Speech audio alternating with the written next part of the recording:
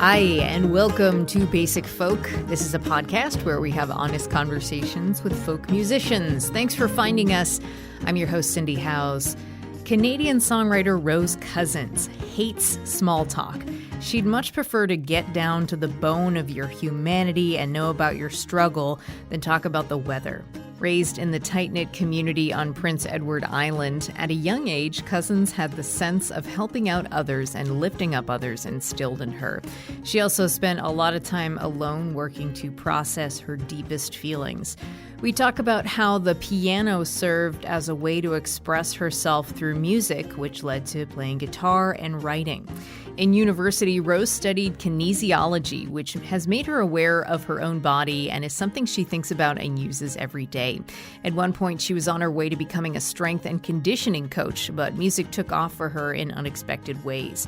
She's thrived and grown through musical community, particularly through the Cambridge, Massachusetts scene surrounded by Club Passim. She credits Rose Polenzani, Jennifer Kimball, Kris Delmhorst, and of course, Passim's managing director Matt Smith for their encouragement in developing herself musically. Rose's latest album, Bravado, contains multitudes within the writing. She talks about how she has grown closer to her truth and being able to express that through the songs. And I'm particularly taken with the brilliance of The Benefits of Being Alone in its ability to make you laugh and cry so hard within the span of minutes. Rose has been a dear friend for a long time, so this was particularly meaningful to be able to talk to her through this medium. And I'm so pleased that this is our 100th episode with such a special artist. Right now, we'll take a listen to a song from the album Bravado, and we'll get to our conversation with Rose Cousins. I mentioned The Benefits of Being Alone, but I'm going to do a different song called The Return Love Comes Back, because it's like my most played song of last year. So let's check it out. This is The Return Love Comes Back, and then we'll talk to Rose Cousins for our 100th episode of Basic Folk. I wish my heart was a hammer. I'd put you back together, but it's just a heart like yours. If my hands were a paddle, I'd pull you through this trouble, but they're just hands like yours. Here's what these hands can do. Be here to hold you, and when you lose your way, here's what my heart would say. Love comes back, and love comes back, and love comes back around. Well, thanks for coming on the podcast today. I feel like I'm the only one who hasn't done it. So thank you for having me. I just want to tell you that this is the 100th Basic Folk episode. What? Oh my Yeah. God, this is the same age as me. Yeah. You look so good for 100. I use a lot of really expensive face creams. Yeah. Well, it's paid off. Great. So you were born and raised in beautiful Prince Edward Island, home of many wonderful things like Anne of Green Gables. How do you think the place that you grew up in helped shape your personality, and what keeps you connected to it even when you're not there? Well, I do live quite close to it. I live a 3-hour drive. So, I came to Halifax, Nova Scotia to go to school. And I stay here because it is close to my family and just kind of a bit bigger than Prince Edward Island. Growing up in a small place, which is nestled within, 4 lightly populated provinces, the Atlantic provinces.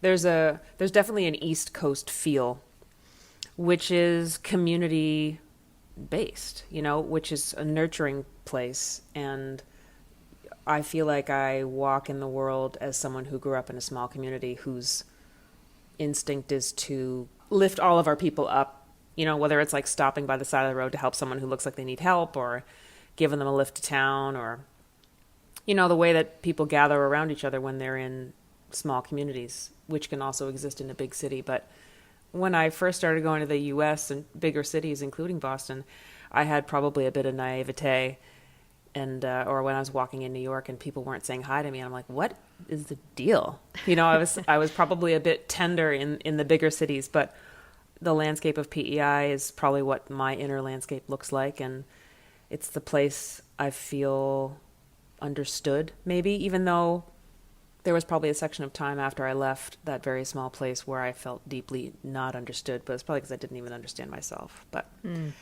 it's a gorgeous place. I feel very proud to be from there. I feel very proud to continue to live in East Coast Canada. Yeah, there is a real sense of pride attached to it, and it's still an extremely important place to me. From what I understand, you grew up on a potato farm, same as the much celebrated singer-songwriter Ellis Paul. Can you set the scene for growing up as the second of 5 children on a seaside potato farm? Like, what were the chores like, and what did play look like for you and your siblings?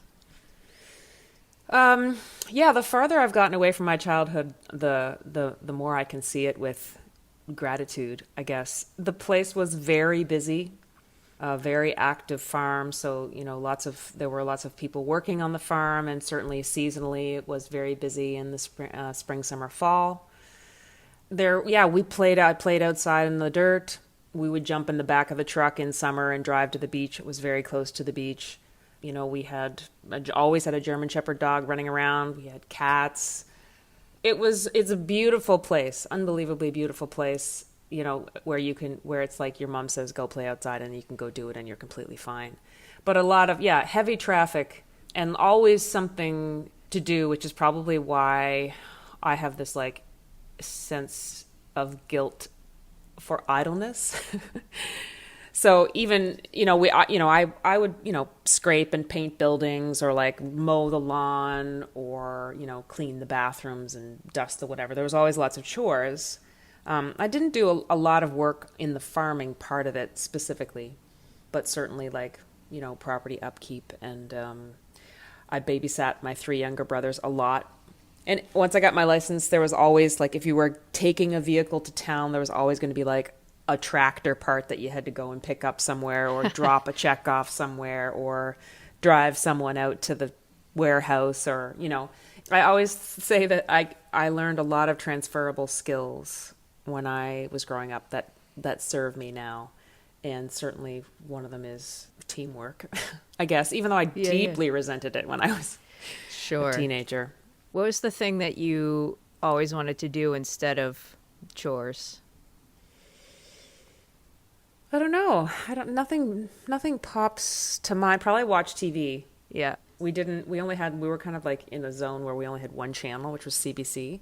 Or, let me correct, 2 channels, French CBC and English CBC.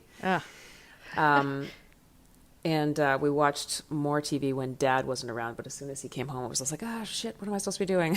But I don't know. I spent a lot of time in my room listening to music, or thinking, sometimes writing. Played piano when I was a kid, just instrumentally, by ear. And it was a very busy place to grow up, and a lot of times a lonely place to grow up, even though there was lots of stuff going on.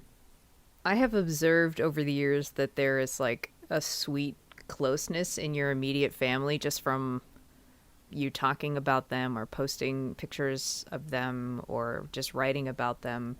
What did that closeness look like growing up? And then also, like, on top of growing up in a small town and really being connected by communities there, like, how do you think the closeness of your family has impacted your desire to connect with others? Well, that's really interesting, because, and I like that there's a perception that we are close. I'm certainly closer with some members than others, but I do think, not unlike lots of people who grow up in the 80s and 90s, I was in a family that didn't talk about emotions. It was a lot of, like, we're all very high functioning people, so when it's time to get stuff done, no problem. But talking about, each of our experiences in the world emotionally, that wasn't something that happened. So that was a lot. I did a lot of that processing on my own. And I think that's probably why my writing goes so to the deepest part of the emotion that's closest to the bone, because it's all the stuff that, whether it confused me or, the things I didn't talk about, but I would write into, an instrumental piece on the piano. It's like I had a relationship with music that helped me work through my feelings because I wasn't talking to anyone about them. And so I think that is now the most interesting conversations for me. Like I like small talk makes me want to peel my skin off. And I would rather just go just right into what the struggle is, because I'm most interested in that. And then therefore, I guess most of my catalog would, goes to that deep level. And it's also one of the great things about writing with other people is there's this thing that you're there to accomplish. And so you move to the heart of what each of us are thinking about actually and processing, because writers tend to process things. And so you can kind of skip. I like to skip the steps of, hello, who are you? What's going on? And what's the weather? Great. I don't care. I care about how you're feeling and what you're struggling with. And did you sleep last night? And why not? How does your family react to how emotionally open you are now? I don't, it's kind of the same. I don't have discussions with my family about my music. Probably my brothers, a couple of my brothers I'm closer with, but they're all unbelievably supportive. They come to concerts. My mom one time asked me if a song was about my dad. My dad it always is just kind of really proud and slightly confused. He's like, I don't understand how you come up with those songs, and you seem to get better every time. And that, of course, that's just the greatest. But yeah, they're all unbelievably supportive. And my sister and my mom are very musical, and everyone is amazing. I feel very lucky, to have that support. Whether they get it or not, they show up, which is nice. That is nice. It's interesting I had this completely different observation of your family, and it sounds like music really helped you channel and grow your emotions. And as a young person, I read that you loved movie scores and instrumental music, and you really liked emotional music. Can you talk more about how emotional music resonated with you and helped you dig into human emotions more? Yeah, I used to listen to, I would be struck by movie scores.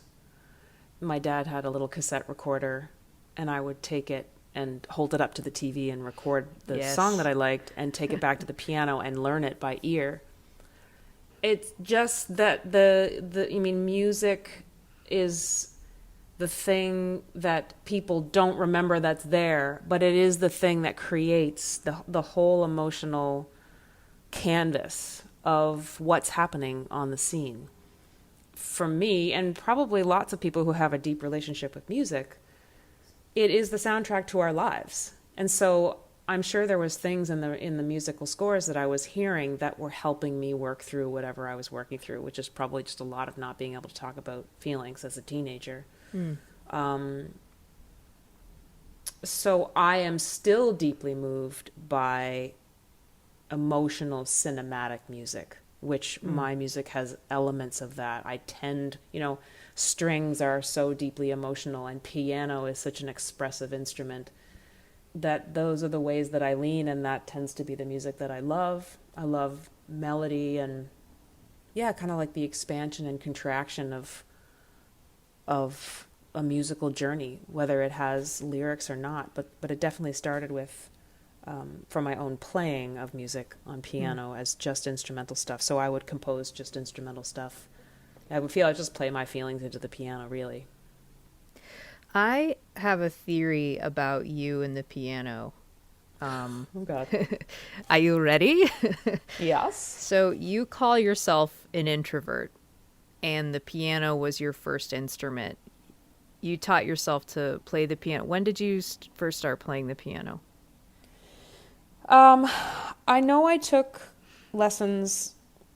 I wish I knew what age, but I think it was early on. It must have been. Maybe I started somewhere between 6 and 8. Okay. Taking basic lessons from the minister's wife. But then I would come home and have to practice, and then I would just get my mom to play the song, and then I would play it back by ear at the lesson the next time, like if I forgot it. So I wasn't really, I couldn't imagine seeing the music on the paper. I only experienced it as a thing to hear. And then I read that in college you would sneak off to play piano alone, and then you didn't record yourself on an album playing the piano until 2009 on the Send-Off. Right. So here's the theory, or the question, Okay. I guess. How do you think about that introverted side of yourself, like living in parallel with your experience with the piano? How do I feel about it? How do I think about it? Yeah. I'm trying to like digest your question. I mean, my relationship with the piano was very private. It's still private, but I think that's probably. I also became obsessed with guitar when I went to university, so I spent all my time playing guitar, and then there was a piano in the cafeteria of my residence, and I would get the key and go in late at night. But yeah, I think it was probably because it was a really private relationship, because it was so emotional, which is different than like plunking out Cranberries and Sarah McLachlan tunes on the guitar. Sure. Yeah, it was my second album. I didn't play piano on the record until I did my second one. It seems like maybe I was a little off of like, it's not related to being an introvert, but it's related to vulnerability and emotion. Yeah, but so is introversion. I mean, it is all related. It does make sense. Like, what do you do when you retreat in your own space to yourself? What do you need to do to refill your tank, you know? And I definitely do that by myself. And as a kid and into my early 20s was, you know, that wasn't something that I shared with anybody. I had one friend, Ryan, who he was kind of like a early musical soulmate, and we used to sneak off into the student union building and get the key for that room, which had a beautiful piano in it, and play songs for each other. But yeah, other than that, it was pretty private. Yeah, I really like I don't know if hearing any of that about. makes any sense. No, it totally makes sense, and thank you for entertaining my wild theory. Yeah. I like to hear people talk about their relationship to instruments, and it's cool. It's cool to hear about yours. I consider that the piano is probably the closest witness to my youth and like my emotional experience of that. Like it is probably my most intimate relationship from that time. Like the piano that still lives at the farm. It's like beaten up and out of tune, but I definitely spent my most like painful, hurt times there, feeling like it was a safe place, you know? Yeah. Teenage years. Actually, it was like all my childhood, but yeah. You were a teenager your whole childhood. My whole childhood as a teenager was horrible.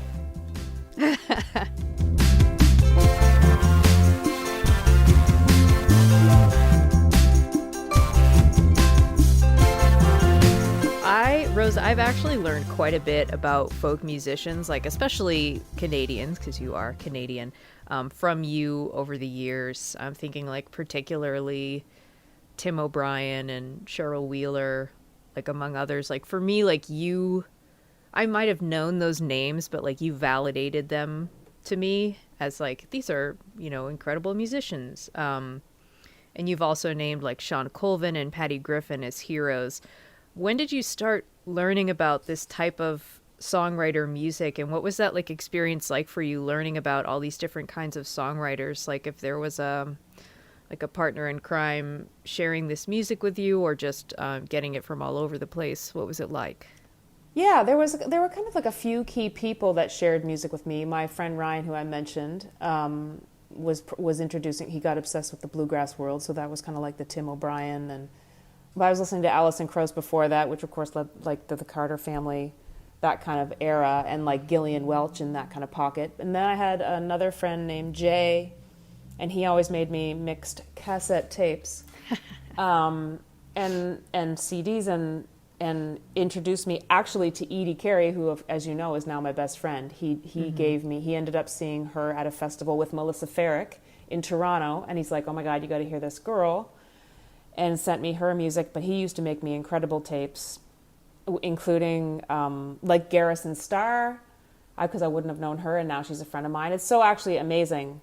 Then my friend Amy Campbell, she was also very, she shared a lot of really great music, including Deb Talon, Rose Polenzani, and the things that really led me to my family now in Boston. Oh. I definitely would give credit to those three in the section of music that I ended up in, that kind of like folk, melody, lyrical based, like emotional based music.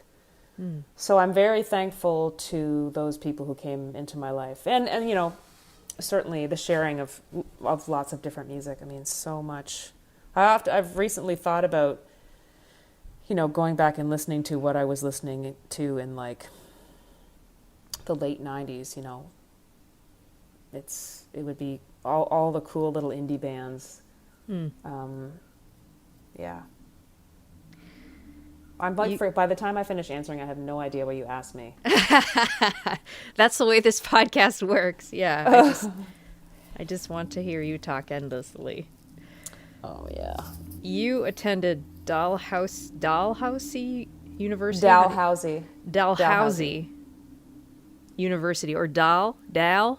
The Dal Tigers. Go Tigers. You have a degree in kinesiology. Kinesiology. The study of the mechanics of body movements, right. Which is funny to know that there is such a wonderful word for what you study, because I think when you and I met, I was like, oh, Rose, she's like a workout person. I like that you had that impression. But what made you interested in that particular field and interested in science in general? And also, like, I'm wondering if having that knowledge helps you, like, in your touring life, or being able to take care of yourself on tour. Yeah. So I'm not sure. I definitely have always been science leaning, and it's probably because if I contrast myself in biology class in high school, and how easy it was to learn that material because it was fact, it was science and it was fact, and then being asked to interpret a poem in English class and just utterly failing.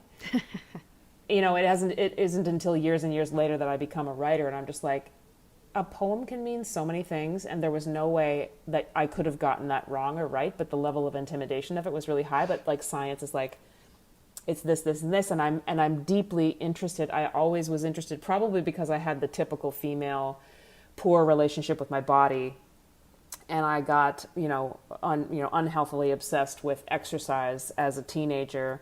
When I saw kinesiology, I was like, oh my God, I can learn everything about the body. That's so cool. It was going to be either nutrition or kinesiology, and the kinesiology was an advanced major, which meant you could go right into your degree and do 4 years and have it. And all the classes sounded really interesting, and I was always really interested in the body, and I do feel like it's a degree that I use every single day. The fact that I kind of know the muscular and skeletal structure and how the organs work, and I'm generally tuned into my body in a way, whether it's with my physical fitness or my own nutrition, and I'm interested on a continuous basis of the kind of exercise trends and nutrition trends and biohacking trends. Those things are all very interesting to me. And a couple of my brothers are kind of into that too. So we kind of share, I do have some interest in the people who are trying to figure out how to live longer, but to really take care of one's body is, you kind of have to be tuned into it. And it has served me absolutely in the touring and in my job. I get off the rails and I get on the rails. Like I was, super crazy hitting it hard with exercise at the first few months of the pandemic. And then I got a dog and not doing my strength training anymore, but I'm doing the walks. but yeah, it's the body fascinates me. It probably always will. I'm glad that I chose that degree. And I got to do I took a course in sports psychology and ended up working 6 years doing mental training for the sports teams there. I played varsity volleyball and was on the rowing team, and then you were a tiger. And then worked. I was a tiger, proudly. Wow. And I was thinking that I would eventually kind of become a personal trainer and on a very high level, because I did this like really intense exam to be a strength conditioning coach. But look at me now. Remember we went and saw the Bodies exhibit at the Museum of Science in Boston? And that was the first year for it, wasn't it? Yeah. Yeah, I loved that. I wish I had known more about, because like when I was at that age, I wasn't like, so what did you major in college? And like, tell me about your family and all your background. I was just like, how can I get through the day without crying?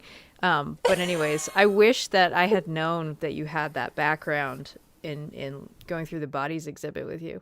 Yeah, that was just like that was a phenomenal experience, and I'd love to see it again. It was amazing. If you do go, I'd like to go with you. Sure, let's do it. Let's make a date. You have been a photographer since you were young. What sparked that interest, and how does observing the world as a photographer affect your writing? I got a little camera that had a flip flash on it. My sister I think she got a blue one and I got a pink one. A little camera, I think it took 110 film, and you put a little flip flash on it. I loved it very much and kind of took it everywhere, and you'd take it to the drugstore and get the film done. And then there was this moment where I took a photo that had foreground background. So I took a photo over the pond on the farm where I grew up. And so there was a leaf in the foreground and the pond in the background. And I got that picture back and I was like, whoa, this is such a cool perspective. And it was kind of from there. And I don't remember exactly how old I was. I might have been 13, maybe. I know I got the camera probably when I was like maybe 10. I don't really know, but it was in that zone. I remember taking it to camp and breaking it, trying to get up on a bunk bed. So yeah, I learned on film and still shoot film and mostly shoot Polaroid actually these days, which I was shooting, and then I met Rose Polenzani and she was also shooting Polaroid. But it's I feel like photography is another silent way. It's just like a silent version of a song. It's like a song is a perspective and a photograph is a perspective. And it's like the song is how I would experience something and the photograph is the way that I would see something. It's a different thing, but it's a companion. It's kind of like the visual version of I don't know. It's just seeing different perspectives. But yeah, I walk around and I see photographs, and if I'm lucky to capture a couple of them. And the beautiful thing that I love about photography and film, especially, which is my favorite medium, is that you don't know until you get the film back or until you process the film whether it worked or not. Like every time you take a photograph on film, it's a risk, and I just love that maybe it won't work out, but you went for it. You know what I mean? Like you use the knowledge that you understand about the film and the light and the camera, and there's just so many wonderful, amazing things that come out of it. So it's definitely very, very important to me. Wow. I'm learning so much about you It's great. Another thing that I can remember being your friend is that I used to have this like Canon digital camera, and you would look at my pictures and you would say, wow, you really know how to use your camera. And now I'm like, oh, you knew what you're talking about. Well, the digital world is so overwhelming. The digital photography world is like, I have a really great high-end digital camera, but my relationship with it, it's like, it's so intimidating because it can do so many things. Yeah. Whereas like I learned with the knowledge and the limitations of film and the camera and light, and that's like more comfortable for me. Right. It's almost like I've heard like Lori McKenna will talk about the limitations of her voice, you know, and how she kind of likes working within those limitations. Maybe that translates to your camera. It does. Yeah, no, I think it's good. Yeah. God love Lori. Oh, yeah. She's so limited. She's just so limited, I find.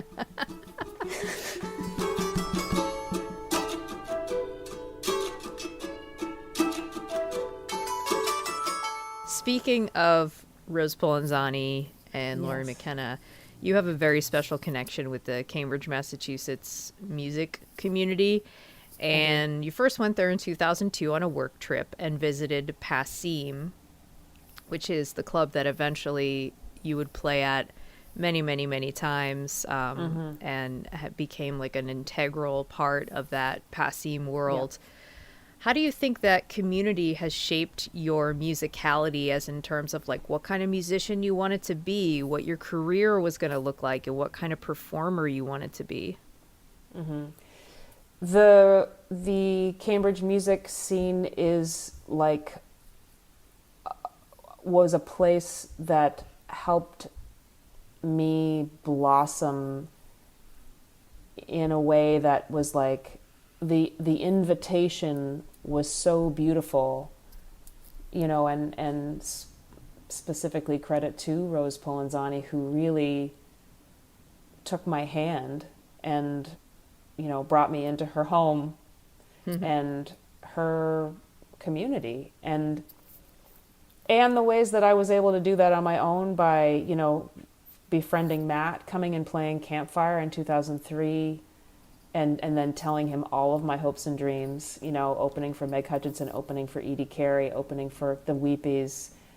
You know, he really, and I just eventually met all the people who were heroes, Kris Delmhorst, Jennifer Kimball, all those people who I was listening to, Melissa Farrick, Cheryl Wheeler, Richard Schindel, you know, Lori McKenna, Daryl Scott, like John Gorka, all these incredible people who I had been listening to for years were kind of coming to this Mecca, and the experience of collaboration is so rich and so, like, I feel like, you know, I feel like I had some doubt about myself in how to participate because I don't know how to read music and I don't have a confidence in joining into a jam.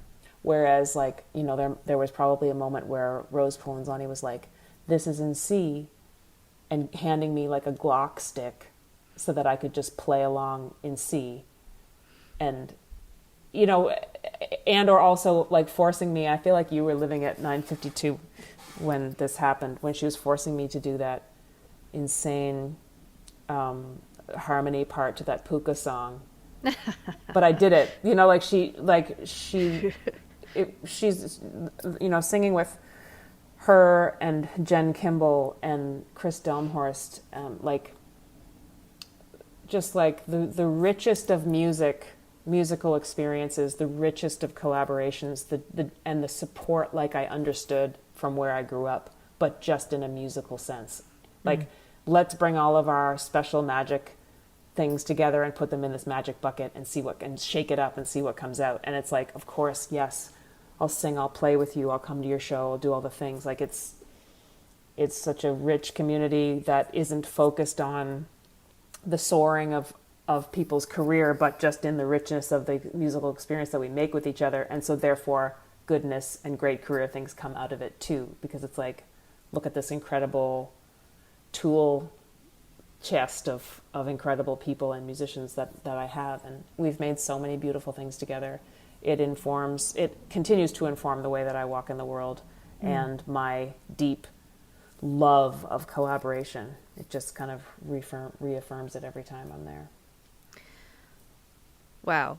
I wanted to hear about so we heard a little bit about your experience with like poetry in school and being kind of intimidated as to like interpreting poems in school, but I wanted to hear more about that experience with poetry and your connection to poetry.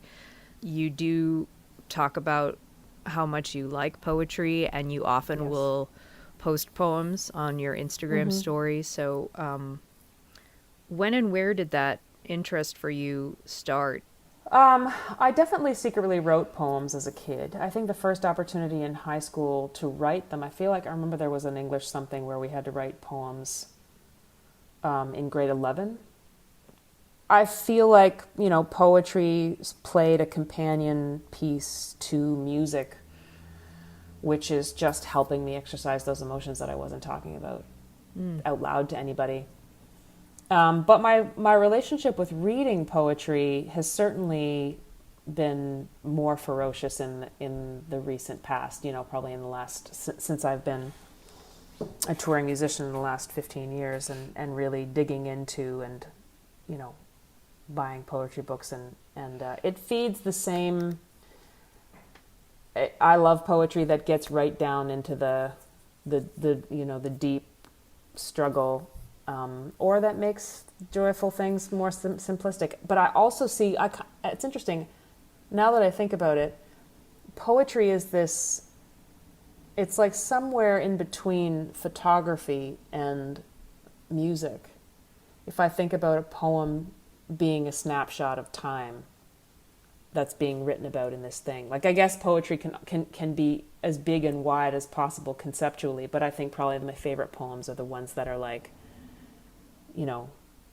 get you tunneled right down to that last line that just punches you in the face. Or that talks about something like, it's like it's easier to sing something, or it's easier to read something in a poem that's like maybe harder to talk about. Right. Totally. So that's probably the stuff that I kind of lean into. Like, music gives you permission to stop for a minute and listen. And I think poetry does the same thing, because it doesn't ask for a huge commitment from you, because poems, there are long poems, but for the most part, a poem is a short reading, and a song is a short listening.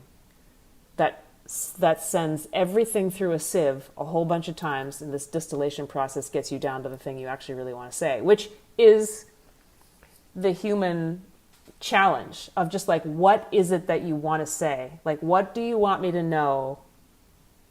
When you keep asking yourself, what are you afraid of? But what else? What's the real thing? You have to ask yourself so many times in order to get the actual nugget of what you're afraid of, because you're holding up a sign that says rejection. But when you go deeper down, you find out what the actual thing is. And I think that's the thing that's probably my strength if I think about in a co-writing situation. I'm just kind of like, the distillation process is the most interesting to me in writing poetry and in writing music. It's like, what are you trying to say? How can you make it more true? Yeah. In hearing about your emotional journey, like it sounds like you have had like a really long, hard journey to the level of emotional intelligence you're at now. It's like pretty amazing to learn about. Well, I don't know that it's any harder than anyone else's. I think I just am more interested in it, so I kind of stay on the front lines of it. It's a very uncomfortable place to be, but it's also very interesting. And it doesn't mean that I'm good at emotions, but I'm okay to stare at them. Yeah. And talk about them. In the past several years, you've replaced the guitar with the baritone ukulele as your main instrument. Were you playing that? You've been playing it for a while, but it's only recently that it's sort of like the one that gets taken out a lot. Yeah, in the last couple of years, for sure. What is different about your ukulele versus a guitar, and what emotions do you think that particular instrument can convey that you like? I think, I'll give credit to both Jennifer Kimball and Amy Correa in inspiring me to play it. I think there's a simplicity to it because I tune it so that I can play it in a very simple way. So it's not complicated. For some reason, it feels easier to play rhythmically on than the guitar. Like my relationship with the guitar has definitely changed, and I do love open tunings on the guitar. I think that it's like sometimes you look or touch different instruments, whether it's a different piano or a different guitar or you pick up an instrument, and then because it's a different instrument, it brings out different things. Like it brings out different ideas. Different tunings bring out different ideas, and the ukulele is highly portable, and I love the tone of the baritone because it's not like a plinky plink plink, ukulele reputation. It's a really warm, rich thing. I don't really know. I think it's just kind of like an evolution. Like maybe I'll swing back to the guitar. I haven't abandoned the guitar. Sure, I totally, just happen to, like on We Have Made a Spark, I kind of had this one tuning that I used for all the songs, which was just making the high E a D, and I just let it, just so that I could let it ring out, and that seemed to inspire a lot of songs for that chapter. And for this most recent record, Bravado, I basically only play guitar on one song, and it's not even really a full song. And I don't have a reason why. I just kind of, that's just where the songs came out. It's just the instruments that the songs came out on, baritone, uke, and piano. So, I bought a mandola from Rye Kavanaugh and was playing that for a while, So I think it's just the journey of instruments. Who knows? Maybe the next will be like a kazoo. Piccolo. A piccolo, or like a French horn. Or maybe something from the Renaissance. Yes, maybe an oboe.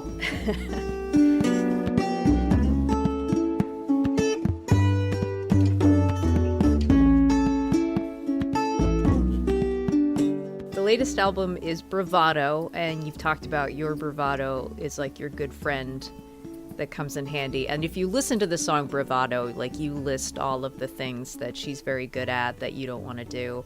But can you talk about who she is, when you discovered her, and what she does for you? Yeah.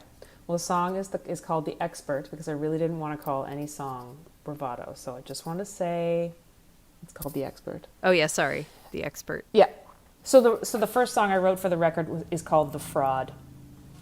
And it was that song that I was like, right. There's a version of myself that lives out in the world that other people see. And then there's the way I actually feel and what my internal experience is, my emotional experience. And I'm like, there's some disparity between those two. And I think it's very tiring holding those two worlds. And it certainly begets a certain type of loneliness, which of course changes shape over time. So it was from that song that I was like, the idea of the title of a record being Bravado, I was like, this is a part of myself that needs to be mined. And also, aren't we all employing bravado on some part of a spectrum every single day of our lives? If I think about being an introvert, me being out in the world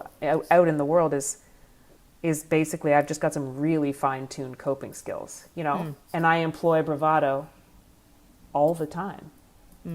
And that's what The Expert came from. It's kind of like, when I'm in the middle of a small talk conversation, I'm just she's leading the way because I hate small talk. Or there's just times when I'm tired, but I still have to rally. Or and also the perception of that people might have of someone who's on the stage. there's a disparity between that perception and the actual truth as well. It's an interesting life, like being on stage and being the product, and having that feeling that kind of like, does anyone really know anything? Am I actually sharing, like I'm sharing these like deep songs, but nobody knows what they're about. And I wouldn't talk about what they're about specifically, except with like, close friends. But even so, not really. Mm-hmm. So I was just kind of like, where am I employing it? And in what parts of life, what does it look like when it's employed to work and relationships? Familial relationships, romantic relationships, and just generally in the world. And that's the string that gets pulled through the record.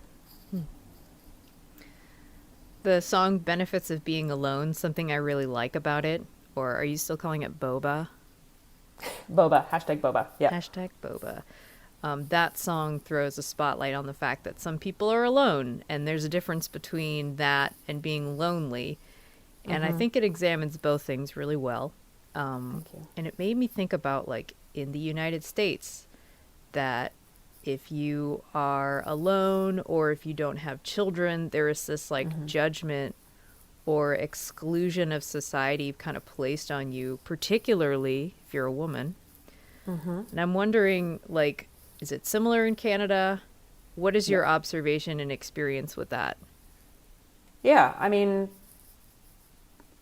I definitely, have been asked to be like, oh, do you have a family? And I was like, I'd be like, well, yeah, don't you? Or like, oh, it must be hard for you, to date or get married. I'm just kind of like, no, I just like haven't wanted to yet, But also there's so much glory, like, people who are not single and, have kids or have a really busy life, they would look at me and be like, oh my God, it must be so great. Your life must be so great. You get to go to all these places and you're, blah, blah, blah. And absolutely, like, the answer to that would be, yes, it is great. But, and then I'm in a situation where I'm at someone's house and they've got kids and it's like cozy and they're sitting down to, they've got all their routines and it seems really grounded. And I'm looking at them and being like, man, this must be like so comforting to have like people in your life that are your, anchors. And so I think it's, the thing about bravado is that it's juxtaposed against itself. And so that thought of benefits of being alone is both true and tongue-in-cheek, because like it depends on which side of the fence you're on. Aren't we always as human beings looking to the other thing and comparing and being like, oh, I want a little bit more of that. And like, finding balance is practically impossible. When I first heard it, I was like, oh my gosh, this is so great, because Rose Cousins is the funniest person that I know. And you like wrote a song that reflects your humor, and also it's like super intelligent at examining both sides. And I was like, this is like the best Harry Nilsson song I've ever heard. And then I read... Oh my God. Well, that's high praise. Yeah. When the original version of it is slow, which would be a classic Rose Cousins. I was actually thinking more Randy Newman, because it is tongue-in-cheek but sung in a sad way, like Randy Newman does, like brilliant.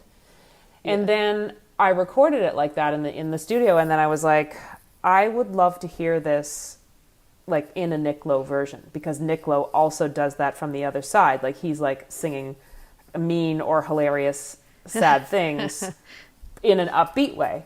So I really like that the album opens and closes within that sandwich of exposing the both experiences of the lyrics of that song. And also, I really think it depends on who's listening and how they experience the song, like where you are in your life, where like you don't have kids, I don't have kids. So we might experience it being like, yeah, not having kids and blah, blah, blah, this is great. Like, whereas if someone wishes they did, they would feel it in a sad way. So it just depends. Yeah. Then there's like also a line in there about the girls' weekend that we constantly postpone, where it's like, listen, nobody's happy. Yeah, exactly. Everyone's struggling. Everyone calm down. Yeah. I would like to ask you about reaching a new level of your own truth. I found this quote from you. I actually didn't write down the quote because it was so long. No, I did write it down. You have said historically, and I feel like you're referring to your writing, you have alluded telling the full story and allude to things. And it sounds like you did it differently when writing this album. And I wanted to hear like what you might credit that change from, and maybe how you see growing older and gaining wisdom impacting that practice. Yeah, I mean, I think it's just that. It's like I'm older, I'm wiser, I've collected more experiences from which I'm deducing.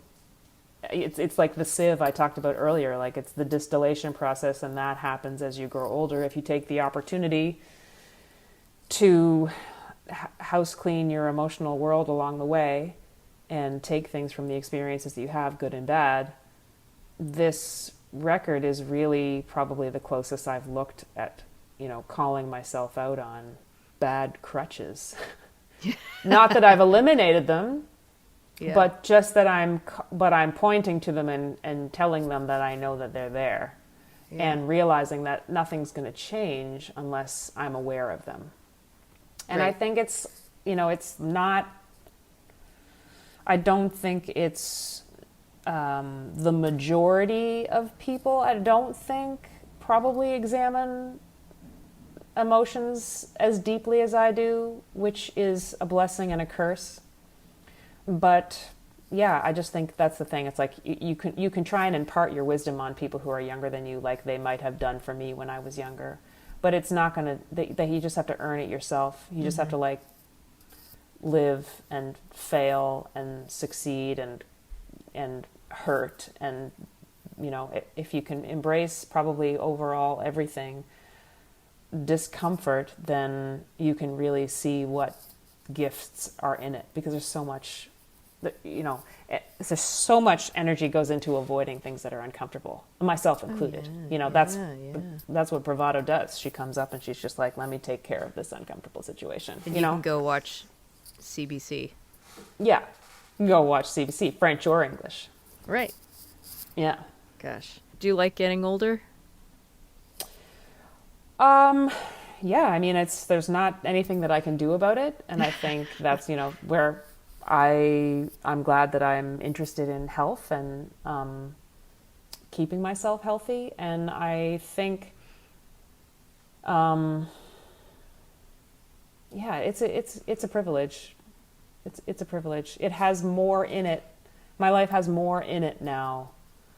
And it's like, it's a collection of things, of wisdom, and it's a collection of friends and networks, like whose paintings are on my wall and whose potted mugs are in my cupboard and whose kids I hold on my lap. And, it's a beautiful, I feel very lucky. I do feel like I'm kind of probably in the richest part of my life. Thus far. I do think I'm very lucky. It's amazing how, and you probably feel the same, it's like looking back, the different ways that you look at consequence, or your own body, or sleep, or what you actually want, or Right. what your purpose is. Like there comes a moment where it's just like the taking stock never seems to go away. It comes back in inconsistent intervals, but it's definitely an opportunity each time to be like, okay, what am I going to take with me moving forward, and what am I going to let go? Right. So I think that distillation process is probably happening on a global, like on a general big scale for my whole life. Can you hear my dog in the background? He's chewing a monkey that I just bought for him. Are you chewing the monkey? That's one name for it. Hey, bud. Oh my God, he's so cute. Should we wrap up by just letting you talk about your dog? Yes. I've wanted a dog for a really long time. Anyone who knows me probably knows that. I've definitely have relationships with other people's dogs. His name is Harrington, and I named him from my grandmother cousin's maiden name, which is Harrington. He's a schnoodle, schnauzer poodle, mini. He looks more like a schnauzer. He is playing with a monkey. I love him. I got him in. I basically, had my first real pandemic breakdown in May, and like thousands, possibly millions of people started panic looking for a puppy in May. And I found him in Manitoba, Winkler, Manitoba, and I got him in July. He came on 2 airplanes, and we have become life partners. Wow. And so I give him care, and we go for lots of walks. We meet lots of other dogs and people, and I call him the dog bridge because my introverted self goes out in the world now, 3 times a day during the day, whereas usually I would walk late at night and try not to interact with anybody. I now go out with my dog bridge in the day, and I meet lots of people. I just meet people because now I have I don't have kids, but now I have a dog. So now I'm connected to dog people. There's like an automatic thing that I think happens with mothers of human kids, that they have an automatic connection. And so now I have an automatic connection with dog people. It's really special. This is the longest I've been home in 15 years. And so it feels nice to be a citizen of my own city. Whoa, that's right. Exactly. He thinks so too. Yeah. John Harrington Cousins, that's his name. Aww. John Harrington. Yeah, exactly. Buddy. You probably have to go soon, but before you go, can we do the lightning round? Yes. All right. And here Yes. we go. Rose Cousins, what is the first song you learned on the guitar?